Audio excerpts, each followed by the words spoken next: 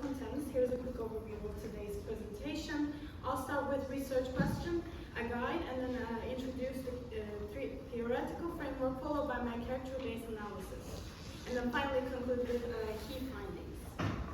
So here's my central research question. My research asks how Ms. Peregrine's Home for Peculiar Children Trilogy challenges normative gender constructions through its depiction of monstrous female figures.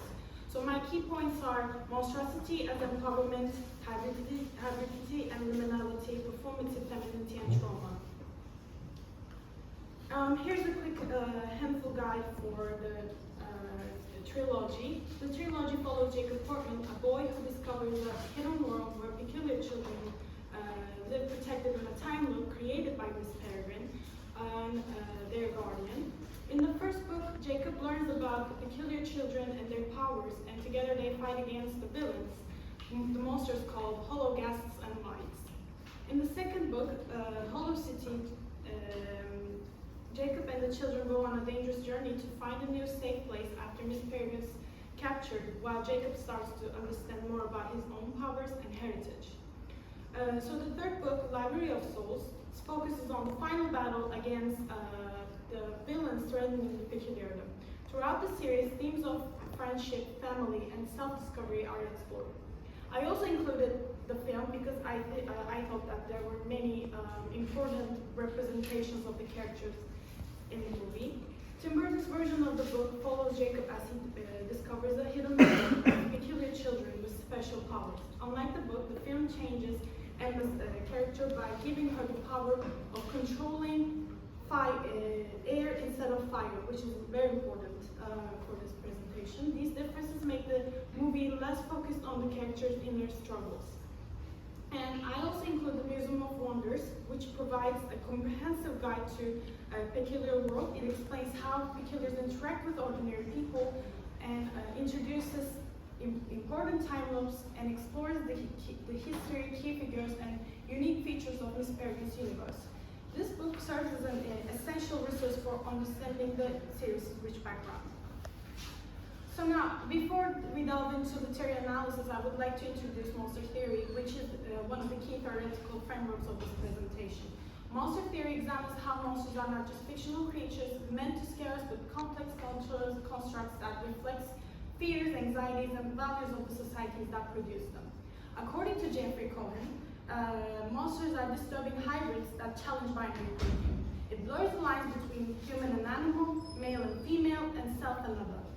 They appear where fear meets instability. They also create fear and fascination. The monster dwells in the landscapes of mind, apart from the human community, but also very close to it. So the loops where the peculiar children live exemplify these borders.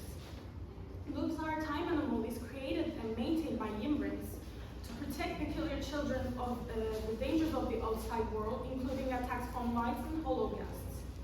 So loops provide homes where the peculiar children can live openly as themselves without fear or repression. Monsters therefore act as mirrors of social anxiety, but also open possibilities for alternative identities. Now, I would like to move on to one of the key theoretical framework of this presentation, which is monstrous femininity. Monstrous femininity refers to how female bodies have historically been feared and demonized. The fear of the female body's reproductive power leads to the demonization of women, and the monstrous feminine embodies this cultural anxiety by letting women assert their autonomy. According to Oswald, when women take control over their own bodies, they threaten the patriarchal structure. And also, as pointed out by Mattiani, in the 16th century, it was accepted that monsters could be generated through intercourse with a menstruating woman.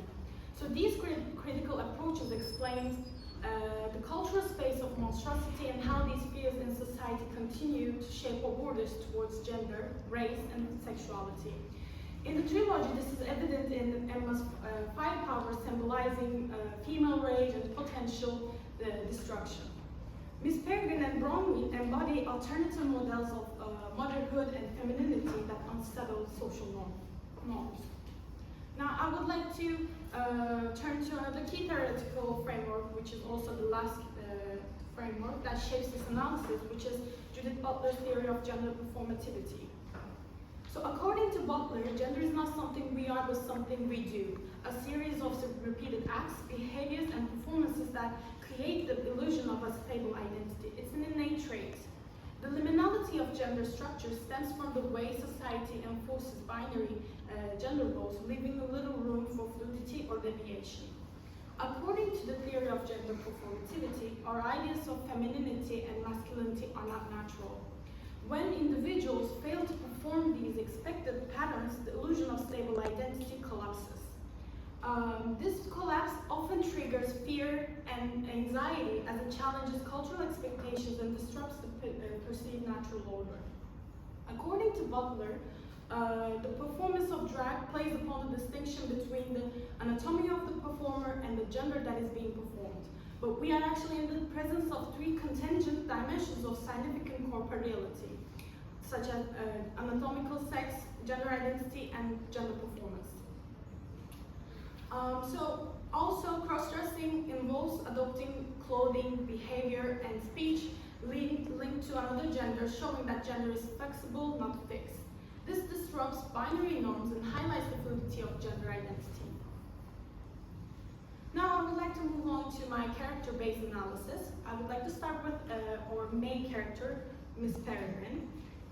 So Miss Peregrine is a fascinating hybrid character of a human and bird, protector and authoritarian.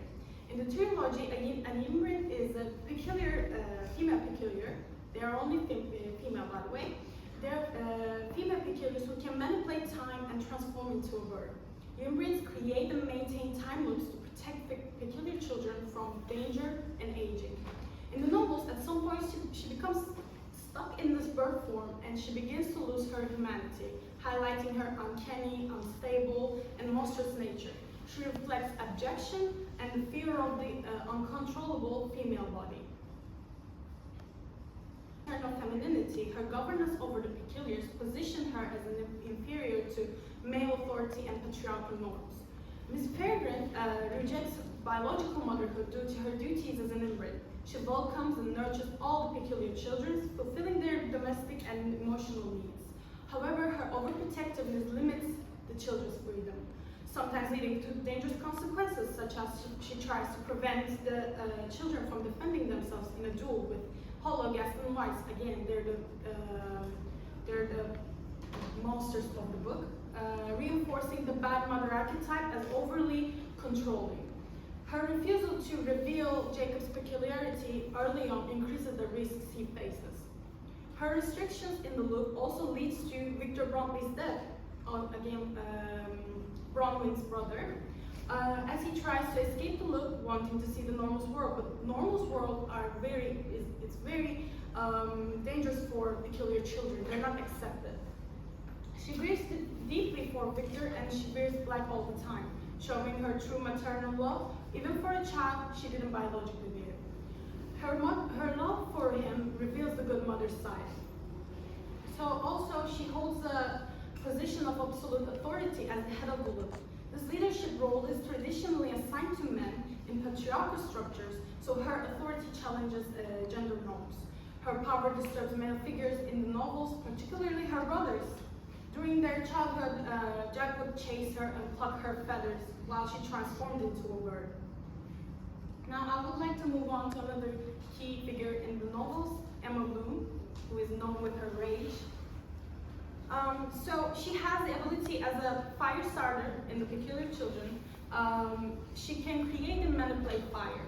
Her powers emerge around the age of 10. Her abusive parents feared her abilities and confined her until her sister found her and helped her escape. After fleeing, Emma lived in a traveling circus before Miss Peregrine found her and brought her into a time loop. Emma performed as a fire eater in the circus, hiding in a plain sight. Peculiars like Emma and Bronwyn were both marginalized and consumed, turned into spectacles for public entertainment. I'm going to mention Bronwyn in a second, by the way. Their difference was not suppressed, but displayed in controlled ways, showing how society commodifies and contains the other. So Emma's Femininity is also very highly performative. Her clothing, emotional suppression, and desire to be accepted show how she manages her identity. Now I would like to emphasize both book and the film representation, as there's only one visual representation of Emma in the novels, which is this one, as you can see, and this is the book. This is the movie one. Her character, as you can see, displays the signs of a compensation in terms of clothing. She conforms to early 20th century clothing. This refers to exaggerated efforts to mask vulnerability, gain acceptance, or restore control in the face of trauma. Her trauma includes being labeled as dangerous as a child, kidnapped, and exploited as a circus performer.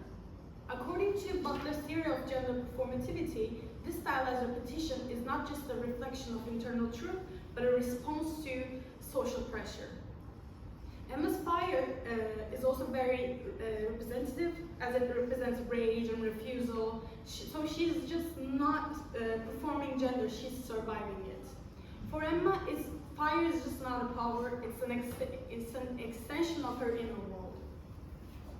Now I would like to move on to our last character in the trilogy, Bronwyn Bromley. So Bronwyn is introduced as a mannish-looking girl. And she's also known as forte, which are peculiars known for strength and lack of physical sensitivity. Bronwyn has this immense physical strength, and her body and behavior question the norms of girlhood. She was taken in by Miss Peregrine after violently defending herself from an abusive stepfather at a young age. This highlights her uncanny duality of masculine strength and childlike sensitivity. She has a masculine posture, muscular arms, and broad shoulders. Yet she also wears girlish dresses and bows, creating a performative contradiction, actually. Her body itself becomes a rebellion, a side of rebellion. She refuses to perform femininity in the way society demands. Bronwyn is also very deeply maternal, but not in a reproductive or domestic sense. Her motherhood is based on action and protection, like carrying Claire on her back or giving Esme a bulletproof sweater, when she also herself needed that bulletproof sweater in a duel. This challenges the patriarchal definitions of motherhood as tied to biological reproduction. Bronwyn embodies uncanny dualities of child, adult, and feminine and masculine, nurture and threat. She's a monster because she refuses to be contained by gender binaries.